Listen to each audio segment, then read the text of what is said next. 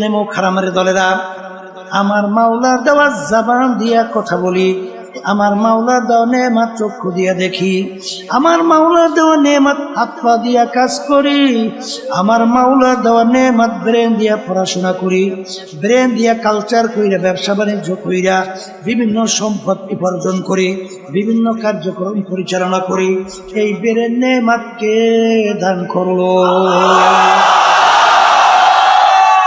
এই আল্লাহর বান্দারা, কবরের যাত্রীরা, বাজান একদিনও কি চিন্তা করছ?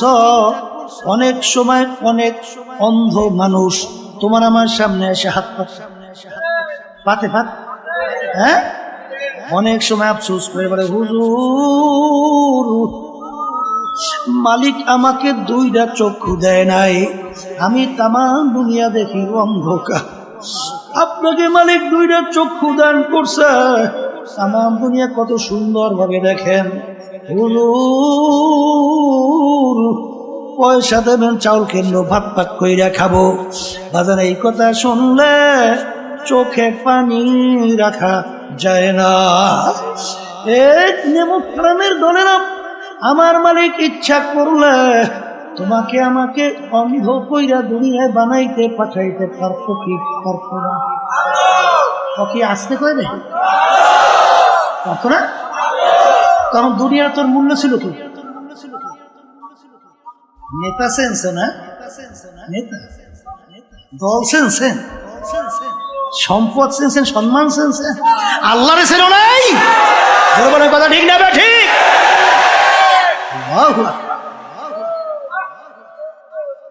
কবরের যাত্রীরা সইমা রাখো, আজকে দল চেঞ্জ, দলের নেতা নেত্রী চেঞ্জ। আমি কোরআনুল কারীমের ভিতরে মালিক কি বলছেন শুনে রেখা যায়, মানবেন কিনা জানি না। আমার মালিক বলতেছেন কোরআনুল কারীমের মধ্যে, ইয়াউমা নাদউ কুল্লা উনাসিন বিইমামিহিম, কিয়ামতের ময়দানে আমার মালিক প্রত্যেকটা মানুষকে তার দলের নেতা নেত্রীর সঙ্গে ডাকবে। এখানে কি প্রত্যেকটা মানুষ না দুই একজন? হ্যাঁ, এখানে প্রত্যেকটা মানুষকে রব্বুল আলামিন তার দলের নেতা নেত্রীর সঙ্গে ডাকবে। আমি বলছি না আল্লাহ। আর যদি ভুল হয়, হুজুর আপনি আয়াত করছেন, অর্থ করছেন ভুল, নাউজুবিল্লাহ, ভুল না? তা যদি ভুল না হয় আল্লাহর কথা, আচ্ছা তাহলে প্রত্যেকটা লোককে তার দলের নেতা নেত্রীর সঙ্গে ডাকবে। ডাইকে রব্বুল আলামিন বলবেন, তোর দলের নেতা নেত্রী যেদিকে যায় ওদের পিছনে পিছনে সেদিকে যা। এক কথায় আমার মালিক বলেন, তোর নেতা নেত্রীর যেখানে জায়গা তোরও সেখানে জায়গা। আমি বলছি না আল্লাহ। বর্তমানে বড় বিপদ আছে, বুঝলেন না? বাংলাদেশের বয়স প্রায় 51 বছর হয়ে গেছে স্বাধীনতার। কত বছর? আচ্ছা, যাদের মাধ্যমে 51 বছর দেশ চলছিল, বর্তমানে চলছে, এদের পরিচয়ও নাই। ইসলাম নামক গাছটা খুব মজবুত হয়েছে। হ্যাঁ, হয় নাই? দিনের দিন ঠিক এক শ্রেণী বর্তমানে বের হয়েছে। আমাদের আলেম যারা অনেকে আমাদের ভিতরে আছে, নাম দেয় মুফতি, মুহাদ্দিস, অনেক বড় মুফতি। এরা দেখবেন ঠিক যখন জাতীয় নির্বাচন আসবে তখন বলবে, এই বেটা মন্দের ভালো, কোন উপায় নাই, আগে তো বাঁচা লাগবে বেটা, এই একবার পরে চিন্তা করতে। আমরাও দেশে কয় না, না ও আমরাও দেশেও কয়, ও আল্লাহ দেশেও আছে না। শব্দটা কি কইবে? মন্দে এ কপাল পোড়া। এই 49 বছর স্বাধীনতার বয়স, এই 49 বছরে মন্দের ভালো শেষ হয় না। তোমাদের কাছে আমি গ্যারান্টি চাই, কবে নাগাদ শেষ হবে? আসতে কয় দাহি বলো বলো, কবে শেষ হবে? কবে? তা যদি গ্যারান্টি দিতে না পারো, তাই ইসলাম নামক গাছটা মজবুত হবে কবে? আর এর কাণ্ড গজিয়ে এই তামাম বাংলাদেশকে কবে সে ফেলবে সেইটার কথা বলতে হবে আজকে বাংলাদেশ। ঠিক না ঠিক? হ্যাঁ, বসো। কথা বলছি, ইসলাম নামক গাছটা কি দুর্বল হইতে হইতে যাবে? হ্যাঁ, এত বুদ্ধিমান হইছো? হ্যাঁ, এত বুদ্ধিমান সাহাবায়ে কেরাম বুঝে না? আমিনু কামা আমানান নাস, তোমরা ঈমান আনো, তোমরা বিশ্বাস করো। সাহাবায়ে কেরাম যেভাবে ঈমান আনছিল, সাহাবায়ে কেরাম যেভাবে বিশ্বাস করছিল, সাহাবায়ে কেরামদের ঈমানের অবস্থান কেমন ছিল? পর্যালোচনা করা লাগে না? আল্লাহ কইছে ওই ইমানের ঈমান আনো, ওইভাবে ঈমান আনো। আমি বলছি আচ্ছা, আল্লাহ রাসূল সাল্লাল্লাহু আলাইহি ওয়াসাল্লাম তার কাছে প্রস্তাব লইয়ে গেছে তিনটা শর্ত। তুমি এক আল্লাহর উপরে ঈমান আনার দাওয়াত দাও, সমস্যা নেই, কথা না। কিন্তু আমাদের বিরুদ্ধে, আমাদের ধর্মের বিরুদ্ধে, আমাদের বাপ-দাদা রেখে যাওয়া যে নিয়ম, এর বিরুদ্ধে তুমি কিছু বলবা না। যদি এইটা করতে পারো, তোমার কাজ তুমি করো। এক আল্লাহর উপরে ঈমান আনার দাওয়াত আসতে কয় দেয়, দেও, সমস্যা। কিন্তু আমাদের কার্যক্রমের বিরুদ্ধে কোনো উল্টা পুল্টা কইতে পারবো না। যদি এই কাজটা করতে পারো তাহলে তোমার জন্য 3 পুরস্কার। 1 নম্বর পুরস্কার, তোমাকে আরবের নেতা বানাইয়ে দেবে, মানে প্রেসিডেন্ট, আমাদের দেশে যেটা বোঝেন। আরবের কি এক কথায় বাদশাহ, কি বানাইবে? আচ্ছা, আমাদের দেশের ভিতরে আল্লাহ মাফ করুক, আমি যেটা দেখি শুনি সেইটা বলি। মেম্বারের জন্য ঈমান যে কয়বার বিক্রি করে, চেয়ারম্যান হওয়ার জন্য কয়বার যে ঈমান বিক্রি করে আর কেনে আর বেচে। আর এমপির জন্য তার কথা আমার মুখে বাইরেই দিয়েছে।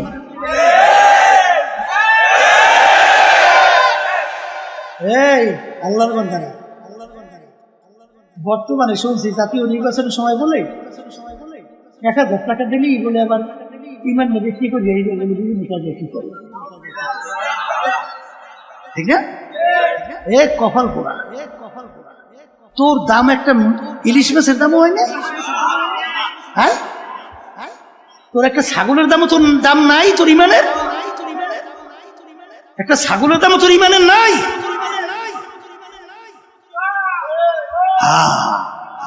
আমিনু কামা আমানান নাস, ঈমান আনো সাহাবায়ে কেরাম যেভাবে ঈমান আনছিল। 1 নম্বর বাদশা বানাই দেবে। 2 আরবের ভিতরে সবচেয়ে বড় ধনী বানাই দেবে। বুঝেন নাই? এই টাকা পয়সার জন্য, সম্পদের জন্য কতবার ইমাম বেঁচে আর কেনে আর তামসা করে না। 3 নম্বর প্রস্তাব, আরবিদের সবচেয়ে সুন্দরী মেয়েটা তোমার জন্য বিবাহের ব্যবস্থা করবে। এই জন্য তো সব পাবে, আসতে পারে। হ্যাঁ, যত কিছু সব পাল্লাপাল্লি, মারামারি, কাটাকাটি, এই খুন খারাপি, গুম, সব এই জন্য, অন্য কিছু। এই 3টার জন্য। হ্যাঁ, আল্লাহ রাসূল সাল্লাল্লাহু আলাইহি ওয়াসাল্লাম ওদের এই প্রস্তাব মানছে না? হ্যাঁ, আল্লাহ রাসূল সাল্লাল্লাহু আলাইহি ওয়াসাল্লাম বলেন, হে কাফেরেরা, আরবের রাজা বানাবি আর ধনী বানাবি, সুন্দরী মেয়ে বিবাহের ব্যবস্থা করবে। শোন, যদি আকাশের ভিতরে চাঁদ দেখো না, চাঁদ ওইটা যদি আমার এক হাতে আর এক হাতে সূর্য নামাইয়া দেয়, অসম্ভব। তারপর আমি এক আল্লাহর উপরে ঈমান আনার দাওয়াত এবং তোদের অন্যায়ের বিরুদ্ধে আমি বলতেই থাকবো। আর বর্তমানে একদল বেরিয়েছে, আল্লাহ মাফ করুক, আমরা অনেকে হুজুর দাবি করিয়া ফাসেকদের এমন ভাবে প্রশংসা শুরু করে, মনে হয় যেন আল্লাহর ওলি এখন মাত্র আসমান থেকে নাযিল হয়েছে। হাদিসের ভিতরে আসছেন, আল্লাহ রাসূল সাল্লাল্লাহু আলাইহি ওয়াসাল্লাম বলেন, যখন ফাসিকদের প্রশংসা করা হয় রব্বুল আলামিনের আরশ থরথর করে কাঁপতে থাকে।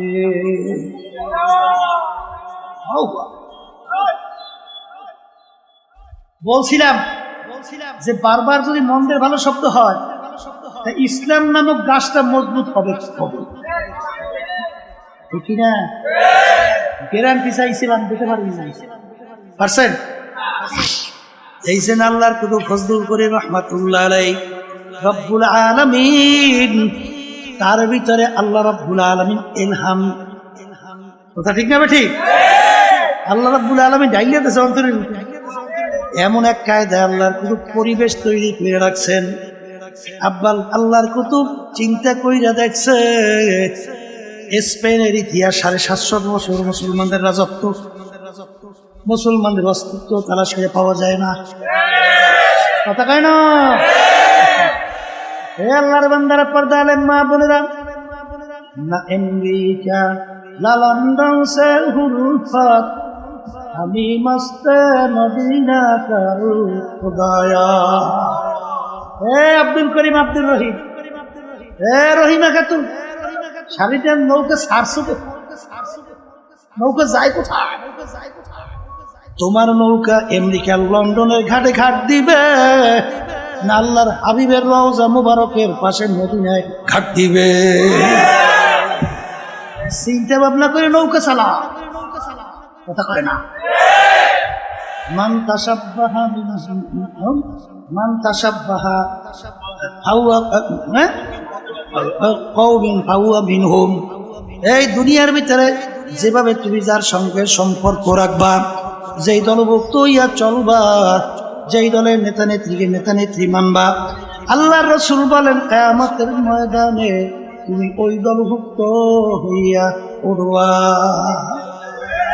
এবং ওই দলের নেতা নেত্রীর সঙ্গে তোমার হাসর হইয়া যাবে। যার সঙ্গে যার মোহাব্বত, তার সঙ্গে তার কিয়ামত। বলেন, যার সঙ্গে যার মোহাব্বত, তার সঙ্গে তার কিয়ামত। কথা ঠিক কিনা? সাহাবায়ে কেরামদের ঈমান কেমন ছিল? সংক্ষেপে দুই একটা শুনাইতেছে। দাওয়াত দিছে এই বাদশা, সাহাবায়ে কেরামদের এক জামাত। সেই দেশের ভিতরে সবচেয়ে ঘৃণিত কাজ ছিল খাওয়ার পরে প্লেট পরিষ্কার করে খাওয়া। এক এক দেশে এক একটা নিয়ম থাকে না? এই দেশের ভিতরে সবচেয়ে ঘৃণিত কি? প্লেট পরিষ্কার করে খাওয়া। এখন সাহাবায়ে কেরামদের নিয়ম কি, সুন্নাত তরিকা কি? হ্যাঁ, প্লেট পরিষ্কার করে খাওয়া। এখন বাদশার মেহমান, তাদের সবচেয়ে কাজও ঘৃণিত। সেই কাজটা যদি বাদশার মেহমান না করে, তখন বাদশা সমাজে মুখ দেখাতে পারবে? বাদশা লজ্জিত হবে না? অপমানিত হবে না? বাদশা অনুরোধ করতেছে,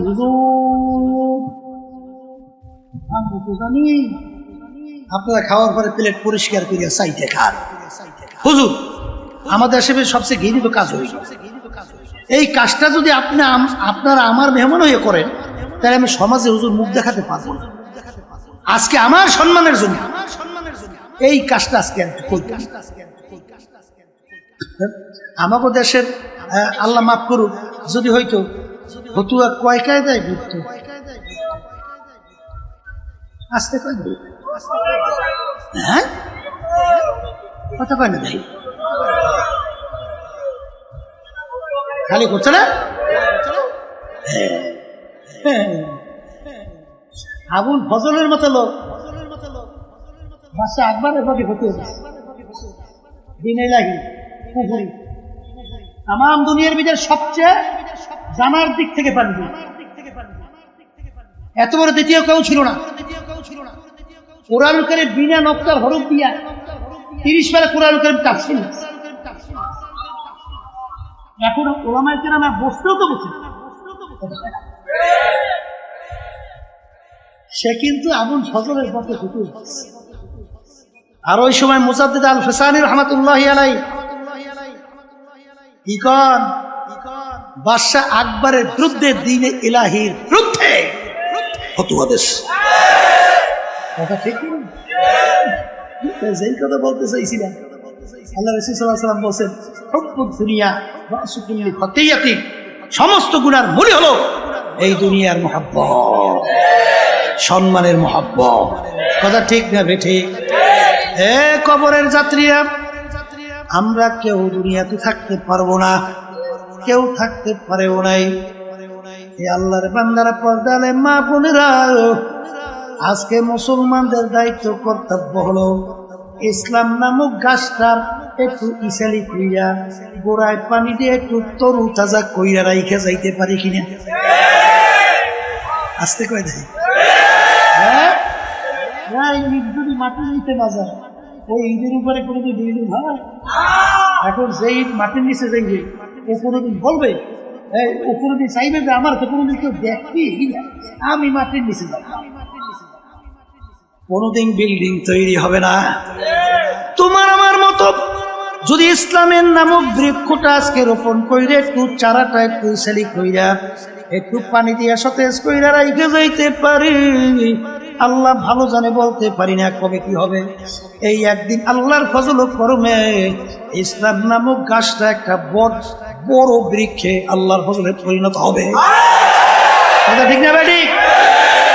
রাজি আছেন কেনাকাটা তুলুন সবাই, না দুই একজন? নারায়ে তাকবীর। अल्लाहुम्मा में कोई हाथ नमान। दिन के सूरज दूर ही है हम लोगों के सामने, रोज़े महशर क्या जब है मुस्तफा की सामने। एक कबरेर যাত্রীরা, আল্লাহর বান্দারা, পর্দার আড়ালের মা বোনেরা, বাজান আমাদেরকে মালিক বানাইলেন তার ইবাদতের জন্য। ইবাদত শব্দের অর্থ মালিকের হুকুম অনুযায়ী চলা। বাজান নামাজ পড়া যেরকম নাকি ইবাদত, নামাজ না পড়াও কিন্তু ইবাদত। রোজা রাখা যেরকম নাকি ইবাদত, রোজা না রাখাও কিন্তু ইবাদত। মালিক আমাদেরকে বানাইলেন তার ইবাদতের জন্য। অনেকে প্রশ্ন করতে পারেন, হুজুর তাহলে অন্যান্য মাখলুকাত গুলো আমার মাওলা কেন বানাইলেন? আমার মালিক কুরআনুল কারীমের ভিতরে বলেন, ওয়া খুলিকা লাকুম মা ফিল আরদি জামিআ, অন্যান্য মাখলুকাত গুলো আমি বানাইলাম তোমাদের জন্য। এ আল্লাহর বান্দারা, কবরের যাত্রীরা, আমরা যে সূর্য দেখতেছি, সূর্য আমাদের মানুষের দরকার আছে না নাই? একটা মানুষ দুনিয়ায় না থাকলে সূর্যের কিন্তু কিছু আসে যায় না। বাজান গাভী গরু আমাদের দরকার আছে না নাই? একটা মানুষ দুনিয়ায় না থাকলে গাভী গরুর কিন্তু কিছু আসে যায় না। বাজান হালি গরু আমাদের দরকার আছে, গাছ আমাদের দরকার আছে না? একটা মানুষ দুনিয়ায় না থাকলে গাছের কিন্তু কিছু আসে যায় না। এ কবরের যাত্রীরা, এ আল্লাহর বান্দারা, এ পর্দালে মা বোনেরা, ভালো কইরা বোঝো, অন্যান্য মাখলুকাত মালিক বানাইলেন আমাদের জন্য। আমাদেরকে বানাইলেন মালিক তার ইবাদতের জন্য। ইবাদত শব্দের অর্থ বলছিলাম মালিকের হুকুম অনুযায়ী চলা। নামাজ পড়া যেরকম নাকি ইবাদত, নামাজ না পড়াও কিন্তু ইবাদত। অনেকে বলে, হুজুর নামাজ না পড়লে ইবাদত কিভাবে হয়? সূর্য উঠতেছে ওই সময় যদি নামাজ পড়ে সব না গুনাহ? সূর্য মাথার উপরে চলে আসছে, নামাজ পড়লে সব না গুনাহ? সূর্য ডুবতেছে ওই সময় নামাজ পড়লে সব না গুনাহ? পড়লেন নামাজ, পাইলেন গুনাহ। কারণ কি? ওই নামাজটা মালিকের হুকুম অনুযায়ী হয় না। এ কবরের যাত্রীরা, ভালো করে বোঝো, যেই কাজটা মালিকের হুকুম অনুযায়ী হবে ইবাদতের ভিতরে গণ্য হবে। আমার মালিকের হুকুম প্রতিটা মানুষের ব্যক্তিগত জীবনে আছে না নাই? আসতে কয়টা? পোশাকাদির ব্যাপারে আছে না নাই? পারিবারিক জীবনে আছে না নাই? সামাজিক জীবনে আছে না নাই? বাজান ব্যবসা ক্ষেত্রে আছে না নাই? কামাই খরচের ভিতরে আছে না নাই? রাজনৈতিক জীবনে আছে না নাই? বাজার আন্তর্জাতিক জীবনে আছে না নাই? এ কবরের যাত্রীরা, ছাত্র 10 সাবজেক্টে পরীক্ষা দেয়, 9 সাবজেক্টে যদি গড়ে 900 নম্বর পায়, প্রত্যেক সাবজেক্টে 100 নম্বর। বাজারে এক সাবজেক্টে যদি ফেল করে ছাত্র ফেল না পাস। আর 10 সাবজেক্টে গড়ে যদি 33 নম্বর পায় ছাত্র কিন্তু পাস। কথা ঠিক কিনা? এ কবরের যাত্রীরা, দিন কিন্তু পরিপূর্ণ, আমার মালিক বলছেন দিনের ভিতরে পুরা ঢুইকা তারপর আমার কাছে হাজিরা দাও। কিছু মানবেন কিছু মানবেন না, ছাত্র কিন্তু পাস করতে পারবে না। এই জন্য আমার ভাইদেরকে বলবো, পর্দারে মা বোনদেরকে বলবো, গাবি বানাইলেন মালিক আমাদের জন্য। আমার মালিক তোমার আমার দিকে তাকাইয়া তাকাইয়া বলেন, আব্দুল কারিম ও রহিমা খাতুন, আমি তোর বিচার চাইয়া চাইয়া দেখি, তুই গাবি গরু পালো, বাচ্চা হবে, বংশ বিস্তার লাভ করবে, গরু দুধ হবে, তুই দুধ খাবি, তৃপ্তি লাভ করবি। আমি তোর বিচার চাইয়া দেখি, তুই গাবি গরুটা এখন বাচ্চাও দেয় না, দুধও দেয় না, তুই কি করলি? গাবি গরুটাকে তুই ফালাইয়া দাও নাই, ছুরি ধার করলি, গাবি গরুটাকে শোয়াইলি, জবাই করে চামড়া খুইলা গোস্ত পাক করে নিজে আত্মীয় স্বজন নিয়ে খাইলি। খা বন্ধান, আমি তোর জন্যই বানাইলাম। আম গাছ বানাইলাম আম খাওয়ার জন্য, আম লাগাইলে আম হয় না, আমি তোর বিচার চাইয়া দেখি। আম গাছ কাটলি, তক্তা তৈরি করলি, বাকি অংশ লাকড়ি তৈরি কইরা আগুন জ্বালায় ভাত তরকারি পাক কইরা খাইলি। খা বন্ধা, আমি তোর জন্যই বানাইলাম। তোদেরকে আমি বানাইছিলাম আমার ইবাদতের জন্য, আমি তোর বিচার চাইয়া চাইয়া দেখি। ফজরের সময় মুয়াজ্জিন তোকে আমার পক্ষ থেকে ডাকে, আসসালাতু খায়রুম মিনান নাওম, ঘুম হইতে নামাজ ভালো। তুই নাকটাই না ঘুমাও, তুই আমার হুকুম পালন করতে মসজিদে যাও নাই, তোকে আমি ফজরে আমার ইবাদতে পাই নাই, জোহরে ডাকলাম তোকে আমি পাই নাই, আসরে ডাকলাম পাই নাই, মাগরিবে ডাকছি পাই নাই, ইশায় ডাকলাম পাই নাই। হারাম হালাল তো মিস কইরা খাইতে চলতে বললাম, খাও নাই, চলো নাই। আরে জুলুম করতে মানা করলাম, ছাড়ো নাই। মিথ্যা কথা বলতে মানা করলাম, ছাড়ো নাই। বেপর্দা চলতে মানা করছি, বেপর্দায় চলছো, পর্দা করো নাই। এক কথায় তোকে আমি ইবাদতে পাই নাই, এখন তোর বিচার তুই কর। তোকে আমি বানাইছিলাম ইবাদতের জন্য, এখন তোকে মানুষ জবাই করে খাইবে, তাও তো জায়েজ রাখি নাই। এ বান্দা বান্দি, তোর বিচার কর, তোকে এখন আমি কোন কাজে লাগাবো? ভালো করে যাই না রাখিস, আমার একটা কাজ আছে, আমার একটা চুলা আছে, ওই চুলার নাম হলো জাহান্নাম। وقودها الناس والحجارة أعدت للكافرين। এই কবরের যাত্রীরা আমি বলি না, আল্লাহ বলছে। জোরে বলো কে বলছে? জোরে বলো কে বলছে? আমার মালিক বলেন, শুইনারা তোর মতোই নাফরমানের আমার জাহান্নামের আগুন জ্বালাইতে হাজালি লাগবে। আল্লাহ আপনি আমাকে আমাদের সবাইকে মাফ করে। কবরের যাত্রীরা আসলে তোমার আমার চিন্তাও নাই, চেষ্টাও নাই, চোখেও পানি নাই। বাজান ইতিহাস পড়িরা দেখো, আল্লাহু আল্লাহ। মুসা আলাইহিস সালাম রওনা করলেন আল্লাহর সঙ্গে দেখা করার জন্য। পথের পাশে থেকে একটা পাথর যার যার কাঁদতে আছে। মুসা আলাইহিস সালাম বলে, পাথর তুমি কেন কান্দ? পাথর বলে, জামানার নবী মুসা কোথায় রওনা করছে? মালিকের সঙ্গে দেখা করার জন্য। পাথর ডাক দিয়ে বলে, হে জামানার নবী মুসা, আপনি একটু আমার কথা মালিকের কাছে বলিয়েন যে অমুক জায়গায় একটা পাথর তোমার ভয়, তোমার জাহান্নামের ভয়, কানতে কানতে নহর জারি করছে। পাথর তোমার জাহান্নামের আগুন থেকে মাপ চায়। মুসা আলাইহিস সালাম বলে, মালিক পাথর তোমার ভয়, জাহান্নামের ভয়, কান্দে জাহান্নাম থেকে মাপ চায়। রব্বুল আলামিন বলে, হে জামানার নবী মুসা, তুমি পাথরকে জানাইও ওকে আমি জাহান্নামের আগুনে জ্বালাবো না। বাজা মুসা আলাইহিস সালাম বলে, পাথর তোর কপাল ভালো, আমার মালিক তোর কান্না কবুল করছেন, তোকে মালিক জাহান্নামের আগুনে জ্বালাবে না। পাথরের কান্না বন্ধ হয়ে গেল। কিছুদিন পর যখন ওই পথ থেকে রওনা করলো, দেখে পুনরায় আবার পাথর কান্দে। নবী ধুমক দিয়ে বলে, পাথর তুই কি আমার কথা বিশ্বাস করো নাই? তুই আবার কেন কান্দ? পাথর বলে, নবীরে কথা বিশ্বাস করছি, কিন্তু চিন্তা ভাবনা কইরা দেখলাম আমি যদি না কানতাম আপনার নজরেও পড়তাম না। আপনার নজরে না পড়লে আপনি আমার কথা মালিকের কাছে বলতেও পারতেন না। পাথর বুঝি আমি জাহান্নাম থেকে মাপও পাইতাম না। যেই কান্নার উচিলে আমি পাথর জাহান্নামের আগুন থেকে মাপ পাইলাম, ওই কান্না পাথর আমি কিয়ামত পর্যন্ত আর ছাড়ব না। এই আল্লাহর বন্দারা, কবরের যাত্রীরা, একটা পাথর যদি মাওলার ভয় কাঁদতে কাঁদতে নহর জারি করতে পারে, তোমার আমার গুনার কথা মনে কইরা, জাহান্নামের কথা মনে কইরা, কিয়ামতের কঠিন মুহূর্তের কথা মনে কইরা তোমার আমার চোখে কেন পানি আসে না? এ কবরের যাত্রীরা, যেই মামলার তদবির নাই, ওই মামলারও কিন্তু খালাস ভাই।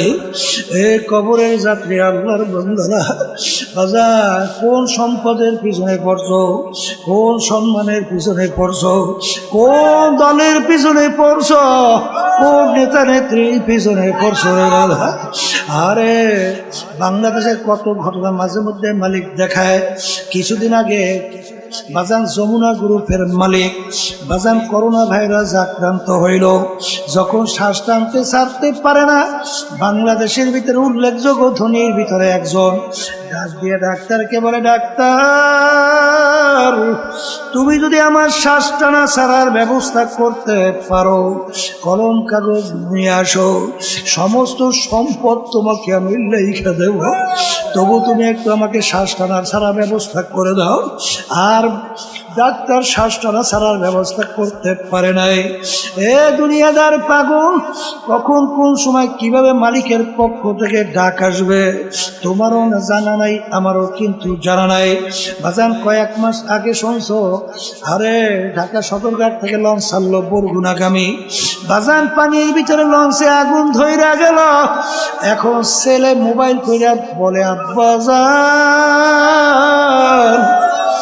দেখা হবে কিয়ামতের ময়দানে। সন্তানের বাপের সঙ্গে দেখা করতে পারে নাই, পুইরা ছাই হয়ে গেল। এ কবরের যাত্রীরা, এত টাকা রাখবা কোথায়? কাপনে যে পকেট, এমন ঘরে থাকতে হবে যেই ঘরে নাই বাতি, এমন ঘরে থাকতে হবে যেই ঘরে নাই সাথী। এ বড় লোক আমার বাবারা, হে ধনী আমার বাবারা, হে ধনী সম্পূর্ণ ক্ষমতা সম্পন্ন আমার বাবারা, কোন ক্ষমতার পিছনে পড়ছো, কোন সম্পদের পিছনে পড়ছো? আল্লাহ আল্লাহ, এত টাকা রাখবা কোথায়? কাপনে যে পকেট নাই। আল্লাহ আপনি আমাদের সবাইকে মাফ করেন। বাজার আল্লাহ রাসূল সাল্লাল্লাহু আলাইহি ওয়াসাল্লাম বলছেন, হে আব্দুল কারীম, হে আমার উম্মতেরা, কবর তোমাকে আমাকে দৈনিক ডাক দেয়, হে আব্দুল করিম, আনা বাইতুল ওয়াহদা, আনা বাইতুল যুলমা, আনা বাইতুল আল্লাহ, কবর তোমাকে আমাকে ডাক দেয়।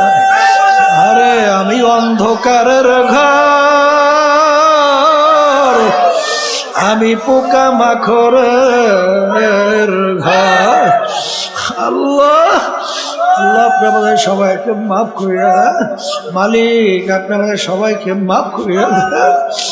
আরে যেই মামলার তদবির নাই, ওই মামলারও কিন্তু খালাস নাই। এ কবরের যাত্রীরা, সাহাবায়ে কেরামদের ইতিহাস পড়িয়া দেখো, আল্লাহর ওলিদের ইতিহাস পড়িয়া দেখো, তারা কাঁদতে কাঁদতে তারপর মাওলার কবরে চইলা গেছে। বাজান গুনার পর গুনাহ করতেছে, কই একদিন একটু চোখেও তো পানি আসলো না। আর চোখের পানি ছাড়া জাহান্নামের আগুন ঠান্ডা হবে না। ও মুসাফির বান্দ গাঠুরে,